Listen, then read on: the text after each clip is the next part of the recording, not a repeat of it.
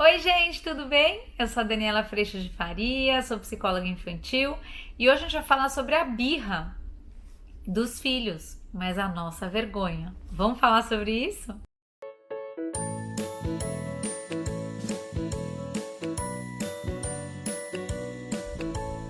Oi, turma, tudo bem? Antes de mais nada, gente, se inscreva neste canal, dê alerta neste sino, dê like, compartilhe, manda essa mensagem para quem você sabe que vive essa experiência, que é uma experiência muito desafiadora, mas uma baita oportunidade. Normalmente, quando a gente vê as crianças fazendo birra nos shoppings, nos parques, ou quando é o nosso filho fazendo isso, é muito comum que venha essa sensação ou esse sentimento de vergonha, vergonha de estar passando por aquela situação. Eu já trouxe em outros vídeos e eu acho que é muito importante retomar que, obviamente, a criança percebe a nossa preocupação com o pensamento dos outros ou com o julgamento dos outros, e muitas vezes nessa hora a gente acaba por abrir a guarda, fraquejar e muitas vezes até atender as crianças na birra que elas estão vivendo, na birra que estão fazendo, para que a gente cesse esse processo de vergonha. E aí eu tenho que te dizer, toda vez que essa birra acontece, lá naquele shopping, lá naquela praia, naquela piscina, no clube, e a gente sente a vergonha, e para acabar com a situação, a gente atende a criança, preparem-se, essa criança já entendeu que nessa situação, que minha mãe tá meio constrangida, minha mãe tá meio diferente do que ela funciona em casa, meu pai também,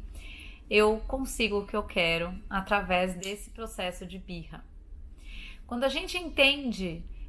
esse mecanismo, a gente vai começando a entender por que é que as birras às vezes aumentam quando fora de casa e em casa elas já estão mais controladas, a criança já está usando de outros recursos e assim por diante. É muito importante, gente, que a gente entenda que esse processo de vergonha, ele só aparece ou se sentir culpado porque eu estou na expectativa e na exigência de que eu já devia ter dado conta de ensinar essa criança a fazer diferente, ou essa criança já devia ter aprendido ou já saber fazer diferente. Quando a gente entende que toda e qualquer oportunidade é oportunidade de aprendizado, ao invés de a gente estar vivendo a situação, imagina a cena, você está no meio da situação e você fica, isso não devia estar acontecendo, eu já devia ter ensinado, eu já devia ter nascido de novo, ela também já devia saber, já devia conseguir, já devia se controlar, já devia tudo. A gente começa a entender que ali está havendo uma oportunidade da gente aprender de outra forma. E que nesse processo, todo aquele comportamento não diz sobre a mãe ou o pai que você é, ou a professora que você é. Não diz sobre quem a criança é, e sim nos conta de qual é o momento e qual é o desafio que essa criança está enfrentando normalmente frente à frustração, uma negativa, frente ao mundo não andar do jeito que ela quer e assim por diante. Quando a gente percebe o quanto essa frustração também acontece em nós, a gente começa a poder acolher essa criança nesse momento, dizer para ela ou não, de uma forma, eu sinto muito, agora é assim, ou não tô entendendo o que você tá dizendo, mas eu tô aqui esperando para te ajudar, mas dessa forma eu não consigo. Mas não colocar em questão tanto o nosso valor como pais, quanto o valor da criança como filho.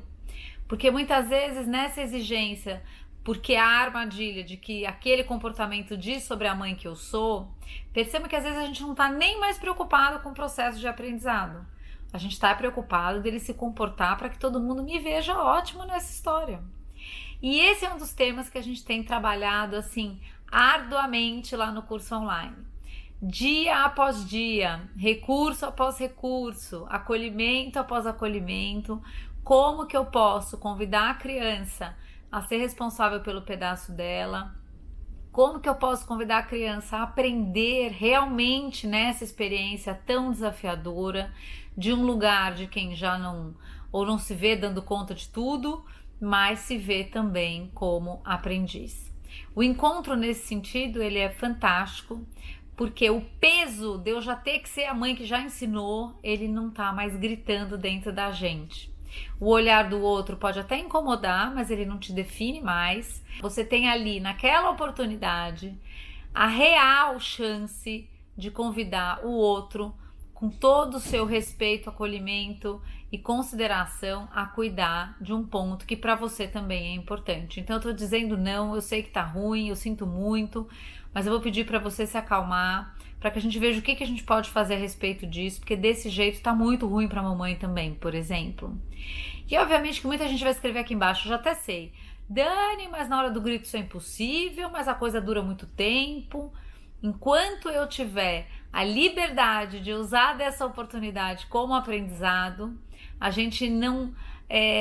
entra nesse processo dessa falhinha que fica na nossa orelha de que tudo isso devia acontecer de um jeito diferente. Já devia ter superado tudo isso.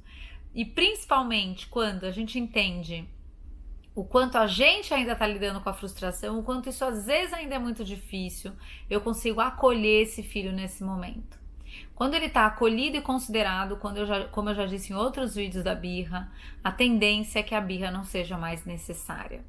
Mas o que eu tô querendo trazer para esse vídeo é, enquanto eu tô preocupado com a minha vergonha, ou enquanto eu tô preocupado com o meu valor como mães, às vezes eu não tô nem enxergando a necessidade do outro, eu não consigo tirar essa cortina de fumaça e ver o que ele precisa com tanto grito e tanto choro, e eu tô realmente preocupado em todo mundo continuar me vendo ótimo.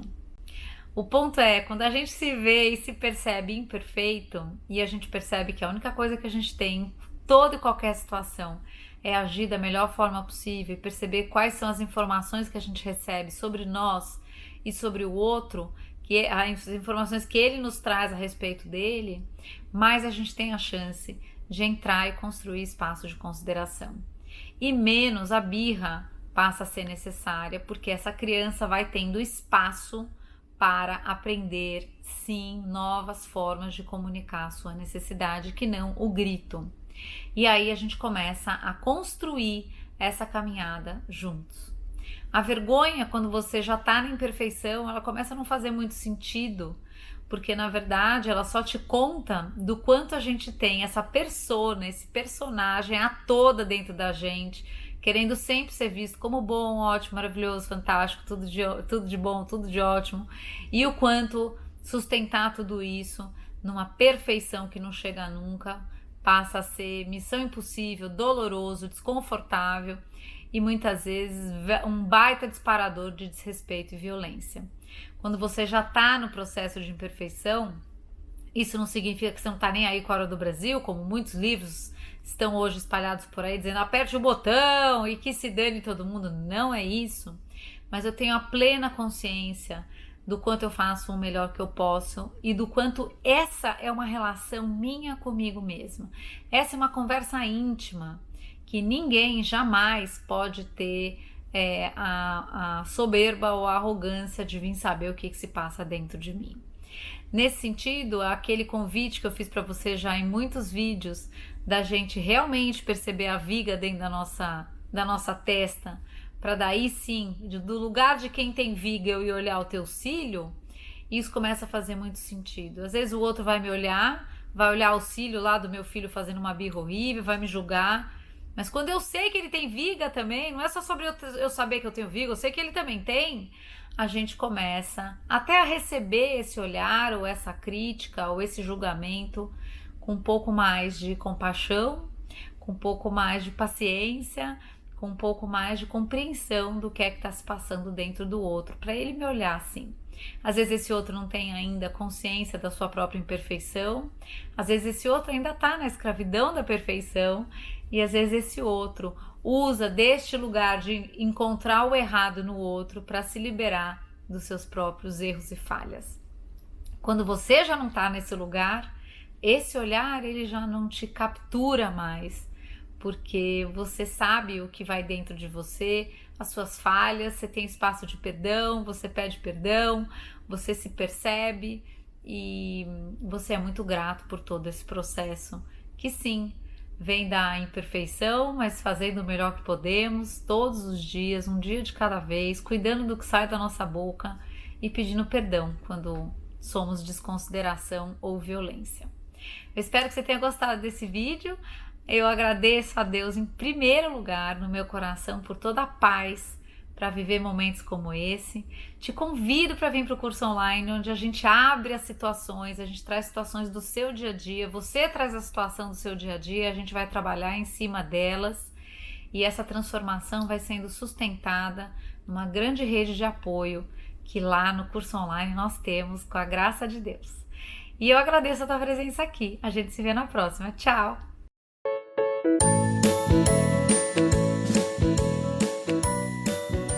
Se você gostou desse vídeo, se inscreva no canal e espalhe essa ideia. Tchau!